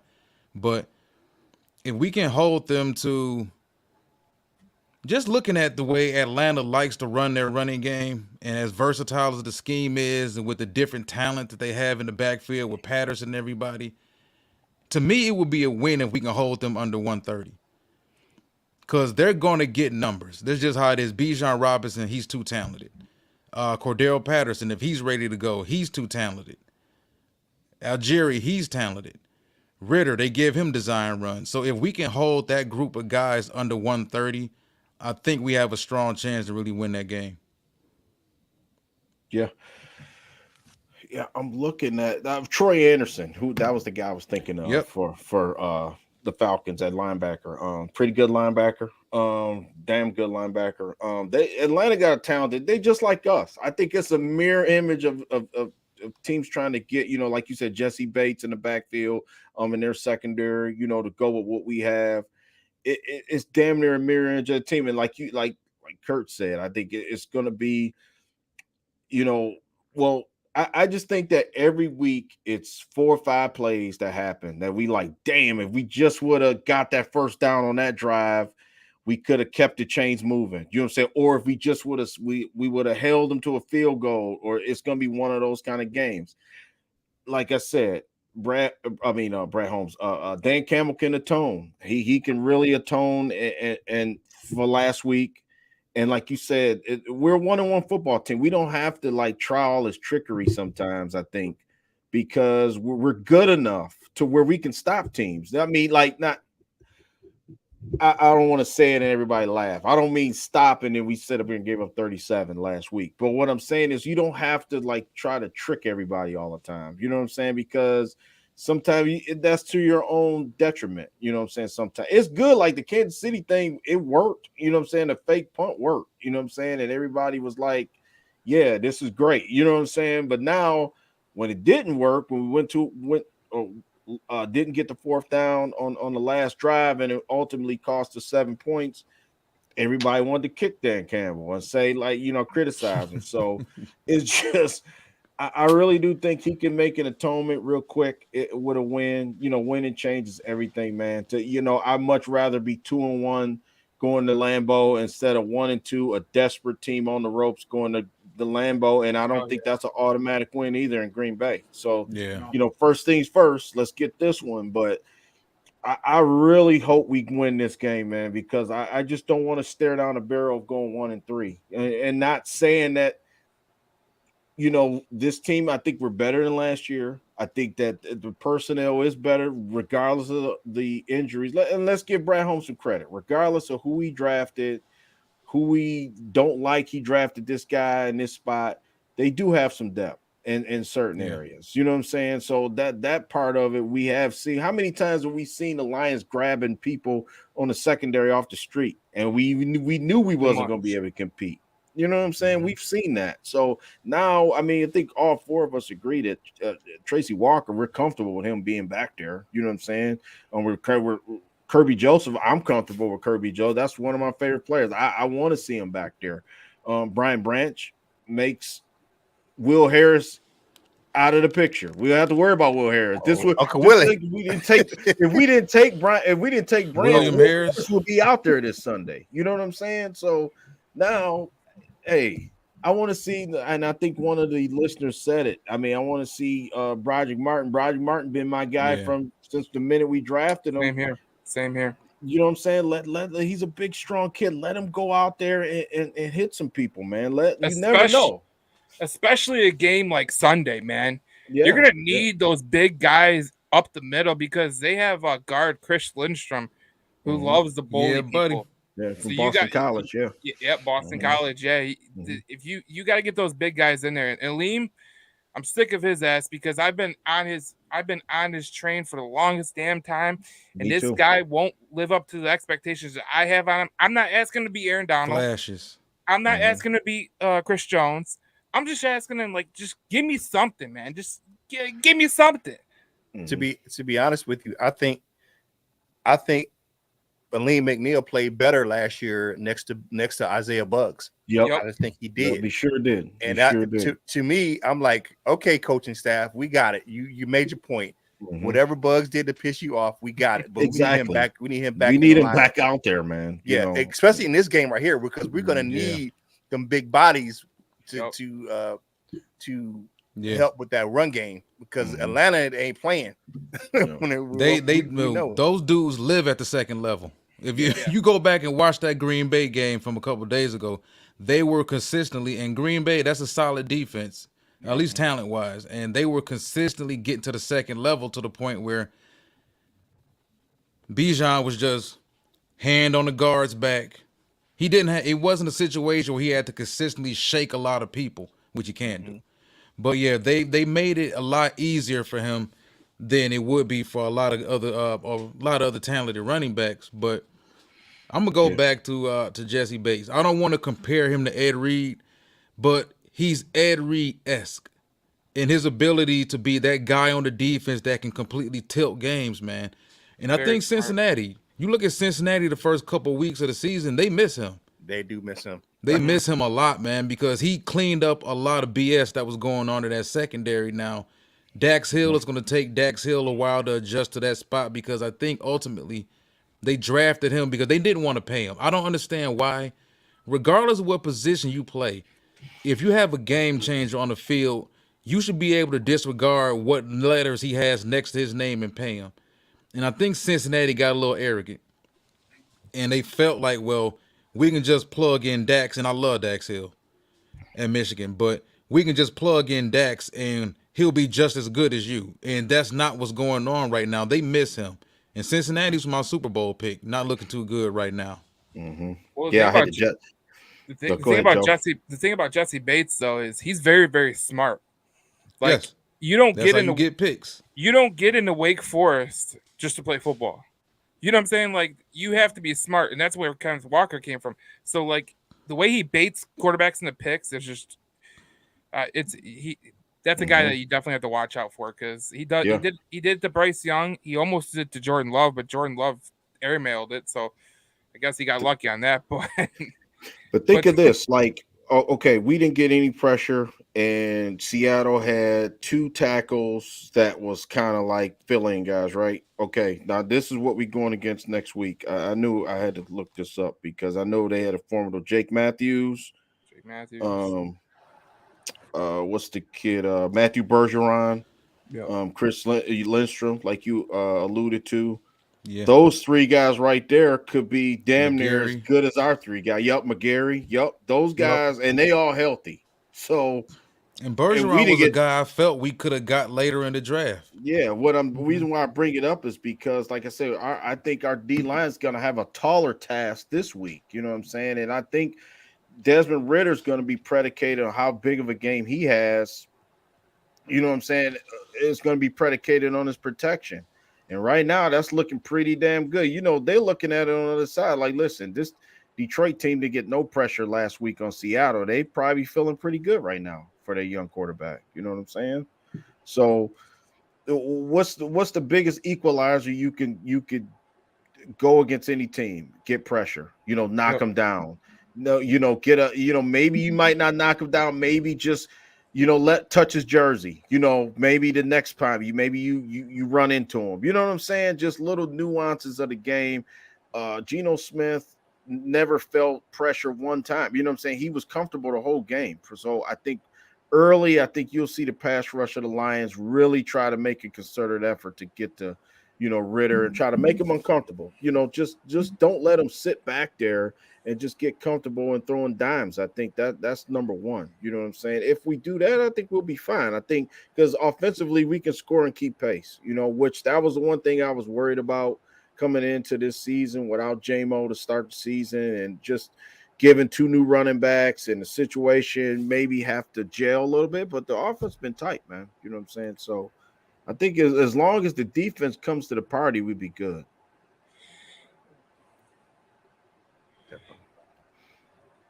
Yeah, I think the one thing though you have to look at though is if you look at Desmond Ritter, I have a friend in Atlanta who was talking to me about Desmond Ritter, and all throughout training camp, all throughout the preseason, even up until now, one of the things that he doesn't like to do is take risks with the ball. So when you have a guy like Desmond Ritter who doesn't like to take risks with the ball, if you guys can, if the Lions can get ahead of them and then make Desmond Ritter come from behind, that's in Detroit's favor. I think Arthur Smith, I think he wants that Ryan Tannehill back there. But the thing about Ryan Tannehill is when Ryan Tannehill was back there with Derrick Henry, he kind of had like some moxie to him. Now he doesn't have that moxie because they don't have AJ Brown. But Desmond Ritter, he doesn't have the same, aggressiveness that Ryan Tannehill had. So if you can get Atlanta from behind, if they're playing from behind, that's in your best interest right there. And this is a game for John Kaminsky because he did get cut from Atlanta. And I remember when they were doing the whole schedule reveal, he said that he wanted to play Atlanta the most. So go shoot your shot, John. So is there anything else you guys want to talk about, or do you anything else? Anything. We played Green Bay in 9 days. Yep. We did too.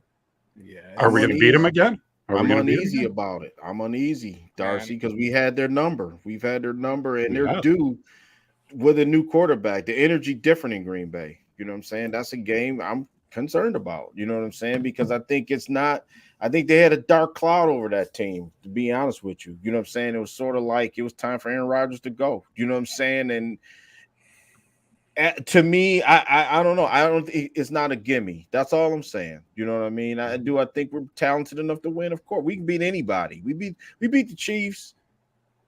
We can beat anybody. That's how I look at it. You know what I'm saying? We can line up now. We can beat anybody. You know what I'm saying? Before we couldn't say that. You know what I'm saying? Calvin, Stafford, maybe a running back given every other year, and maybe one or two playmakers on defense. Maybe we couldn't beat anybody. Now we can line up and play against anybody. That's why I say that. So I told everyone that Green Bay was going to be a total pain in the ass. Like I told people this. Like people were like, "Oh, the Vikings. Oh, the Bears." I'm telling you right now, the Packers scared the crap out of me because of that defense. Like you look at the playmakers that they have on that side of the ball. Like Eric Stokes is their quarterback number 2. They have Jari Alexander. They have, if Quay Walker can keep his head on straight, Quay Walker. They got Preston Smith, Rashawn Gary. Like they got dudes. And I look at the rest of the NFC North and I go, all right, Chicago, they got nothing. Except Justin Fields running for his life. In Minnesota, they got Kirk Cousins and Justin Jefferson. What else do they got? Like that's it. Is Madison the cool? Is a Dalvin Cook 2.0? No. So like you look at who's going to be the real test for the Detroit Lions in this division, it's the Packers. Absolutely. And you got them on a short week, and that's the toughest part about it. Well, the problem is that we have to travel, right? So they're basically going to finish the game against Atlanta. Hopefully it's going to be a win. They're going to get all packed up and they have to have one day off. So they're going to have the day off. They're going to go over the injuries. They're going to look over the game tape. Hopefully they're celebrating and get over that and start focusing on those vaunted Green Bay Packers. Well, isn't by the way, it's going to be a Milwaukee crowd. The Milwaukee crowds are generally quieter. They're not more of a fan base where like Milwaukee, the city of Milwaukee gets all the tickets mostly. I don't know how they do it, but they have half Milwaukee crowd and then half normal Green Bay Packer fans, which is really rowdy, So they're gonna they have to fly out on Wednesday, so you're gonna do a walkthrough probably Wednesday morning. Tuesday, are they even gonna practice? Probably, practice in pads one day at least. No. So this is a thing though, with the whole injury situation. So someone in the comments, Ray, he put it up there. You have to let Monty sit versus the Falcons so he can play against the Packers. I think that's going to be I think that's going to be the case for Taylor Decker. I think that's going to be the case for Monty. I think that's going to be the case for a lot of guys that are getting close, because they're not going to rush them into the Falcons game and then go, "Hey, we have a game 5 days after." Yeah, they're going to sit those guys, and this is a game where it's kind of hold on to your seats and brace for impact if you're a Lions fan, because this could go bad or this could go very, very good, because you're not going to have Taylor Decker. And I don't like seeing Matt Nelson out there. That's one of my banes of my existence. Like I was hoping that they moved Vaitai to right tackle and Glasgow to guard, but they didn't do that. They just left Matt Nelson out there, and Matt Nelson was the main culprit for Jared Goff throwing that interception, because he felt the pressure and he got rid of it too soon, sooner than he wanted, and that's what led to this pick six. So, yep, he was in his face. That's so good. Right that's a good point, Joe. That was a real good point about that. Yeah, good point. Yeah. When was the last time we played a day game at Green Bay? It's been about 3 years now. Yeah, we're going on 3 years. Yeah. Yep. Yeah. So what is the record against the Green Bay Packers? I think in the last 7 years, we're 7-4 against them. We're on a 3-game winning streak, aren't we? Not? Yeah. 3 games. Yeah. Yeah. Yeah, because we were a pain in the, you know what, man. We were a pain in the ass against that team, man. Even when they were beating other teams, but it was they always had trouble, at least when they came here. Because I remember a 9-6 game. I remember that the Lions won 9-6. Yeah. It's been a lot of close games, and it's been some games where the Lions played them tough in Lambeau, and then they finally broke through and beat them a couple times. After that ridiculous, what was it, 18 years, we didn't win, and they finally, Stafford probably finally broke through and won a couple. So I like the rivalry. Jordan Love, listen, it's gonna be good. I think that people are selling them short, man. I can't believe people are selling them short. Like when Jordan Love came out of Utah State, I don't think people watch Utah State enough to know what he's about. Like if you don't watch Utah State, I don't understand why people hate him so much. Like you don't know enough about him to crack as many jokes on him as people do. That's what I'm trying to say. Like if you didn't watch Utah State football, you ain't gonna know. But he was one of my higher rated quarterbacks coming out when he came out, because I was like, look, and the Green Bay was a perfect spot for him too, because he didn't have to go and start like Zach Wilson did. He didn't have to start like some of the other quarterbacks had to. He just had to go in there, sit behind Aaron Rodgers, and who better to sit behind than Aaron Rodgers? I mean, I know he's kind of a douche, but but you're learning from an all-time great. That's the same way Aaron Rodgers learned, was from Brett Favre, and Brett Favre was kind of a tool too. So look, they have tools in Green Bay, and usually the quarterback that sits behind them ends up being pretty good. It's funny. Jordan Love, I think, coming out of high school, was the 92nd ranked prospect in his class. If you go back and you look at that class, man, it was a horrible class quarterback-wise, too, coming out of high school. Out of all those quarterbacks, I think him and was it Herbert? It was either him and I forgot what other quarterback in that high school class wound up being starters in the NFL. But, yeah, I just don't understand what people saw in Chicago coming into the season. I don't understand what they saw in Minnesota. That was me. Minnesota, dude. Just look at that roster over the last couple of years. The guys they've lost, they've missed on a lot of picks too. There's a lot of guys they drafted that aren't on that team anymore either. And you look at it for what it is. Thielen isn't there anymore. You got Justin Jefferson, who may be the best receiver in football, 1A, whoever you want to put with him, Devontae Adams, whoever. And you got Kirk Cousins. Cook is no longer there. Didn't Kyle Rudolph retire? It's I just don't understand what people saw. And I think what it is with a lot of these people, these talking heads around the league, they see 13-3. They see 13-4, whatever the record was last year, and they automatically tag that to a team the very next season. They don't pay attention just like people don't pay attention to us. I remember watching a show on was it whatever that show is that comes on Fox with Shady McCoy, and they were talking about the NFC North, and they asked him, well, who do you think is going to win the division?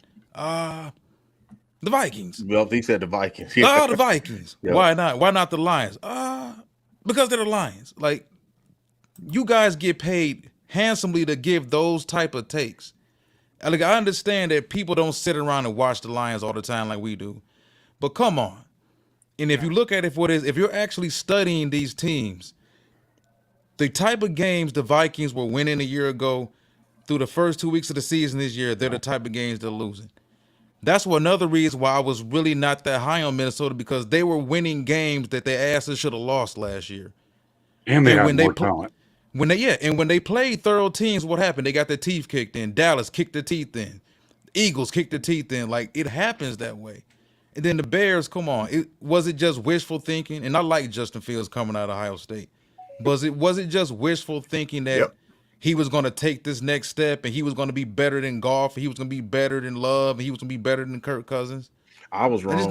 They never fixed that offensive line either. And I love Darnell Wright. Mm-hmm. But what did they really do for people to put them ahead of us? Man, I thought they would be our second. Remember I said it. Well, I thought Chicago would be the second best team in this division. Was I wrong on that?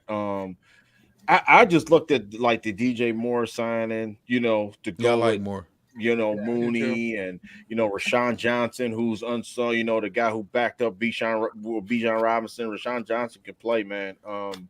Donta Foreman. I was just looking at that, like the signings, Edmonds at linebacker.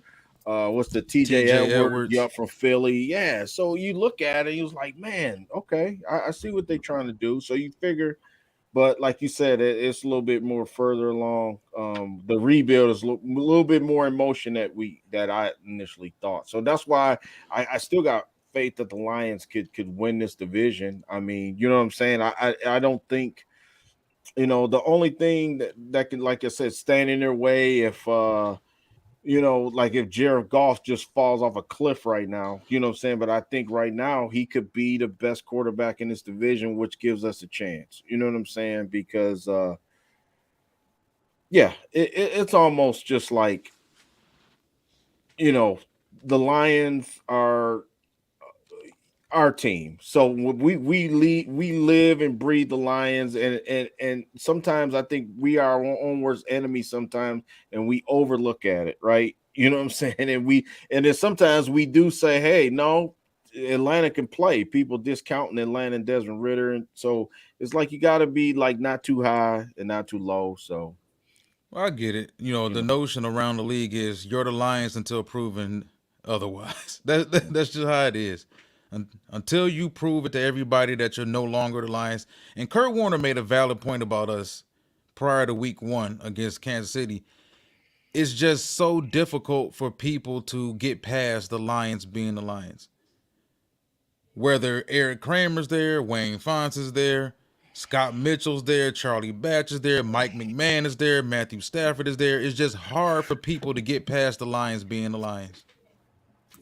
So, this is one of the best podcasters. The viewers weren't up there. I'm kind of disappointed in that. They'll get up there. They do. I think the page is just oversaturated myself. But I want to give a big shout out to Curt Steele for coming on here. He's always one of my best podcasters here. Please subscribe to his channel. He's with Yard Barker. He's with Sidelines Report. Curt, if you could plug yourself, and can you come on again, please? I love you, brother. Yeah, definitely. You can check out all my content is over on curtsteele.com. Just spelled just like my name, curtsteele.com. And all my stuff from Yard Barker, on my YouTube stuff, everything's right there on the homepage, man. And I appreciate everyone supporting. Thanks for Darcy for having me on, man. And you can get the that Regal Lion hat right over there on CurtSteel.com as well. It says Curt Steel Gear right on the top of the page. Oh yeah, I'll put my order in right now, Curt. Yeah. I that appreciate hat cleaner that. than the Board of Health, boy. Thanks, brother. Appreciate it. And get yourself a boss up shirt, man. Y'all know what I say, man. You got to boss up and ball out, man. But thanks guys for having me on, man. I gotta check out, man. We'll talk to you guys later. Thanks Great for coming on, Curt. bro. Thanks, Curt. Thank you. Thanks. So, hey Darcy, before you go, I just me and Walt were going back about 2016 football recruiting class. Yep. Walt, guess who was the number one rated recruit in all the land? Was it Max Brown? No, it was Shea Patterson, Jacob Eason, and Brandon Peters. Jacob Eason with the big gun. Yeah, Justin Herbert was ranked 55th. Okay. Shows you how much these people know coming out of high school, man. I'm telling you. Okay, so let's talk about this. Walter and Ashanti. Is that how you say it? Oh yeah, for sure. You good, Darcy. You good. Explain what happened here last week and how do you subscribe to your new YouTube channel? I know you just started a like page. You're going to go on LinkedIn. Talk about this because all the other podcasters that are listening, take note because there's going to be huge changes going on here. I'm hearing it coming down the line everywhere. People are telling me to take Detroit Lions off my podcast page name because you're going to get shut down just for impersonating. Talk about it, guys, and then plug yourself. And if you guys want to keep going, I'm going to jump off. But yeah, talk about this and whatever you guys want to talk about after. Yeah, I think Joe knows a little deeper about this than both of us do, but we're the ones that got kicked off. So yeah, it's pretty much been a clean sweep of anybody who was quote unquote impersonating the NFL, whether you have Detroit Lions in your page name, you can have Lions, you can have Detroit, I guess you can have Motor City or whatnot, but if you have Detroit Lions in there, that's a no-no. Using clips, NFL clips, that's a no-no. I'm not so sure about photos. I didn't hear much about photos, but using too much of any of that stuff, we used, I think, back in the 2022 NFL Combine, we used clips from the Combine also that we got flagged for. So they're coming down on anybody who's just trying to be a little guy and make any type of profit off, not necessarily off the NFL, but we're not even making any profit. They just want to come down on anybody who's quote unquote taking money away from them. So if you have to, if you can, go back, do a clean sweep of your page, make sure you're not using too many Lions logos. And I would advise that also. If you're using the Lions logo, I don't know how much it garners over to Facebook or Instagram or stuff like that, but if you're on YouTube, I would say go ahead, remove the Lions logo from anything as far as your thumbnails. Thumbnails, YouTube banners, stuff like that. Just be as original as possible. Everyone knows you're discussing the Detroit Lions, but just try to be as original as possible. You don't want to lose everything. You got people out there that lost 2,000, 3,000, 10,000 subscribers on their page, people who really worked their ass off for years, who woke up to an email one morning and saw everything was flushed down the toilet. So I think Joe knows a little deeper about this, though. Yeah, if you use anything like Detroit Lions centric, especially on YouTube, you'll get cracked for.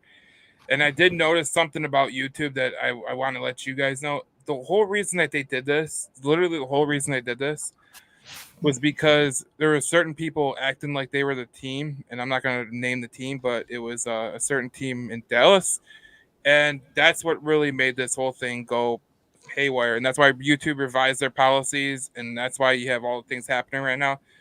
And I know there's a lot of people that have like podcasts and YouTube channels devoted to like the Lions or the Red Wings or the Tigers, and they still use some of the logos. YouTube cracked down on that, so you just got to change it all up and kind of like make it your own. On Facebook and Instagram, you could use the logos, but not for your page profile pic, and not for your you can't have your page profile pic be the Lions and then be called Detroit Lions News like mine. You know what I'm saying? You have to have your own logo. Yeah. Yeah, you said it best. Walt said it best, because it was like, man, we was happy because it was like we had built. It was like we was counting the followers every week. We was like, oh yeah, we got 300, we got 400, we got 450, we got 500. Ticker tape parade and everything like that, and then we shut down. You know what I'm saying? Just because. Sucks, man. You know what I mean? Yeah. Because we was even using Lion, like the Ford Field logo on the back. I think I did that a couple times. I don't know if that's good. You know what I'm saying? So I think that's okay, but like I think what really spawned it on was there was a certain YouTube channel out of Dallas that was doing like Dallas Cowboy. They're breaking Dallas Cowboy news, and it was totally fake. And Jerry Jones had to squash that shit because he was like, "No, can't happen no more." Wow. It's usually one person. It's usually one person that spoils a bunch. Like I know my buddy who's a Vegas Raider. He's a Vegas Raider and Vegas Golden Knights fan, and he has a YouTube channel for like Vegas that's like I think it's over 100,000. He got hit with a copyright strike from some random page just saying that he was using too much Vegas logos. But yeah. Can't really blame them. I think there's some of these podcasters out here. It forces you to be more original now because some of these people were just plastering the team stuff all over. Yep. And sometimes when you do that, it's kind of like you're trying to welcome everybody. Hey, listen, I represent the Detroit Lions. See all these logos and this and that, this and that. And they're not really focusing on the content. So now there's no more any of that one size fits all Detroit Lions content where everybody just has Honolulu blue and gray just plastered all over everywhere and logos and this and that, and everybody's breaking the same exact news. So now people are forced to be a lot more original. Well, I know having like Between the Whistles Detroit, that's my YouTube page. Like when I was at a total disadvantage with everyone else. Like I was at a total disadvantage with everyone else. So I kind of see where it's going to help out for me personally. Not going to help you. You guys obviously took the shaft of it, but like when people broke Detroit Lions news and then they were like using the Detroit Lions names in their channels and like everything, like for me it was a total disadvantage because I started my own YouTube channel and everything with a totally separate name so I can go all Detroit sports. And then you got some that are just going, yeah, I'm just going to be called Detroit Lions Forum. And then you're like, what the hell? Or I'm Detroit Lions Powerhouse. And it's like, what the hell? Right. But it is what it is. But I'm you guys put up your YouTube page or yet? No. I think we're pretty much done with that. Like I said, we did start the fan page pretty much over on Facebook. We're going to start a group on Facebook. And we're going to move on from there.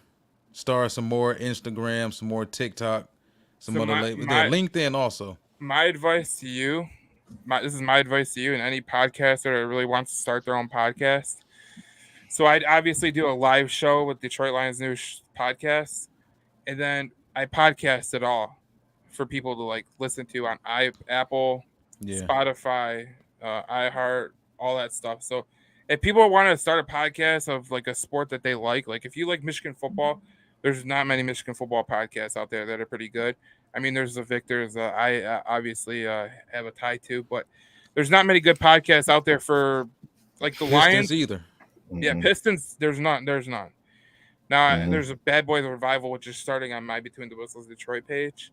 But yeah, their Pistons don't have any. Like the Red Wings I think there's like 6 or 7, including mine. So you want to start that podcast because people don't see you on Facebook or anything. They're gonna go to these stupid podcast platforms, and that's where you're gonna get most of your traction. So you go to like Anchor or any podcast hosting website, and they'll give you an RSS feed, and you could just put it all everywhere you want to go. So is the NCAA the same?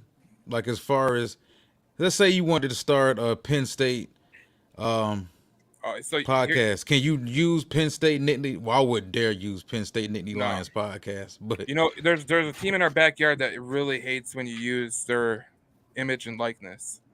And it's the most famous team of them all, to be honest. It's the Michigan Wolverines. They don't like you using their logo.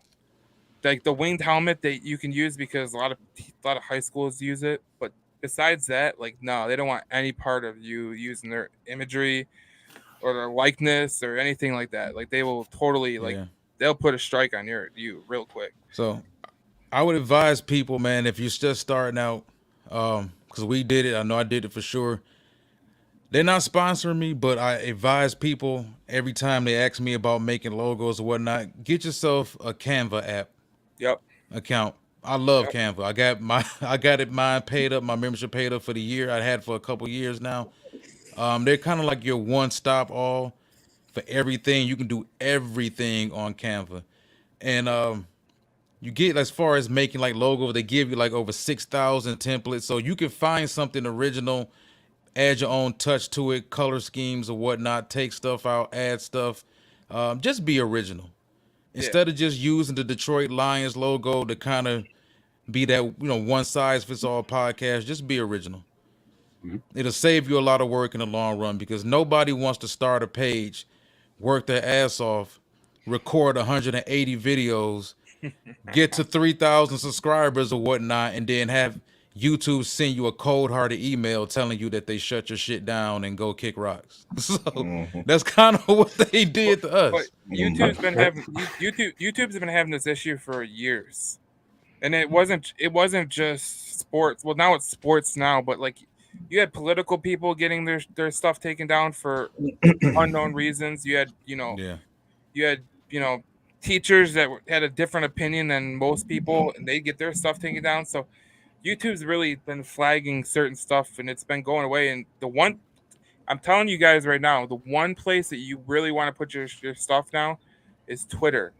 I think Twitter is going to blow up, because what Elon Musk did with the whole uploading videos that could be up to like 20 minutes or an hour or 2 hours, that could change the game, because their monetization policy is actually pretty damn good. So that's X now, right? X now. It's X now. I can't stop. I'm not even on that. I just like my Facebook, but Twitter X, triple X. Triple. You don't want to go to that part. Twitter after dark.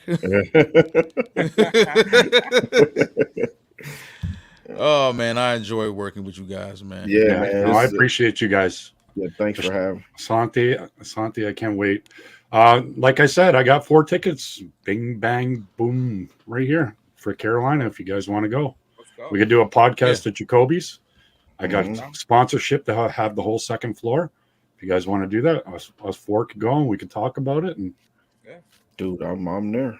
I got them for face value. They're in the end zone on the other side, right behind me. Actually, you can see it. Oh, hang on, right about there, down below. Oh, that's good. Yeah. Okay. Right behind. Okay. Yeah. All right. We can watch Bryce Young throw a pick, hopefully. Right.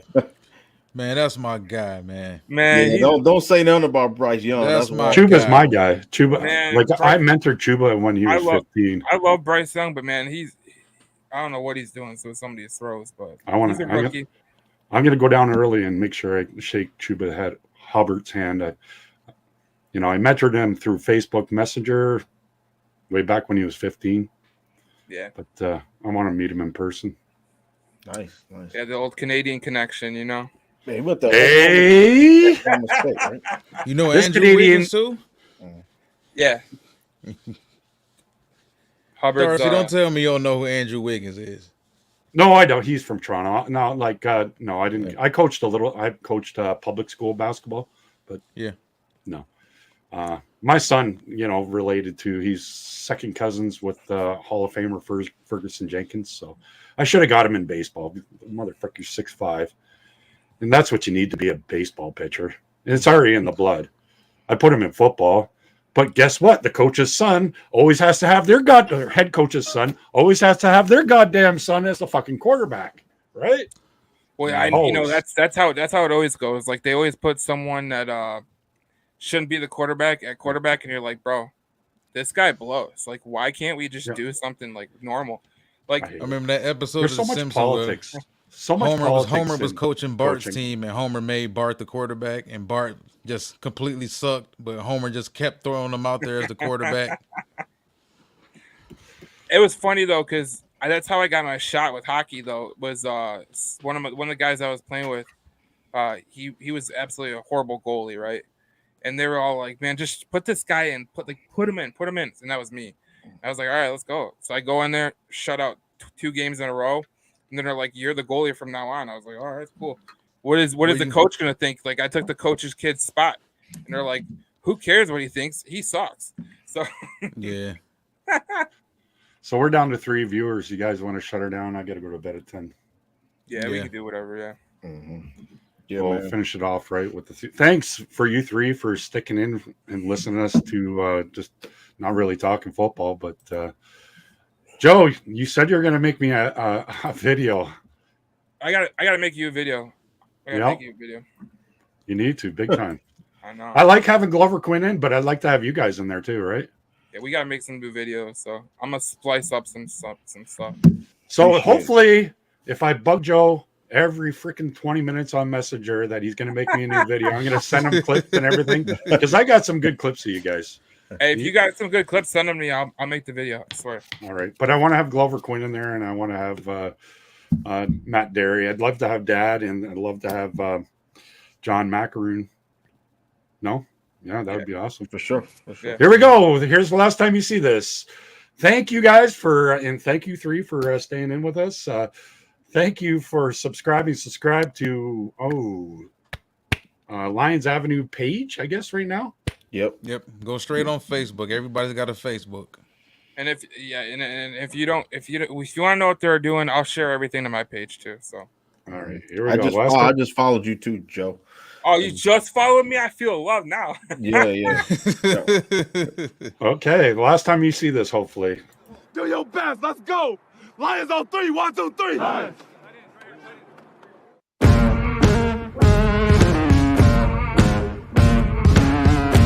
Oh my God! Victory Sunday. The Giants look at their schedule and they go, "Oh, the Detroit Lions," and they put the big W, right? Correct. It's folks. It's everybody that is on the screen right now that is what makes this special, because this organization has been so bad for so long. Yet here we all are on a Sunday night at 7 o'clock, chopping it up about this football team because winning 3 in a row and getting this done for the first time since 2017, and like Mark said, having some momentum for this fan base. Remember when we played against the Patriots one game on Thanksgiving? I had a pretty good game too, and it was just the atmosphere is just different. It's just there is just everybody's ready. You get a chance to wear the throwback uniforms. It was just. I think it's a mixture of both. I think you got to have a good program, but I think the city, the way it's viewed now.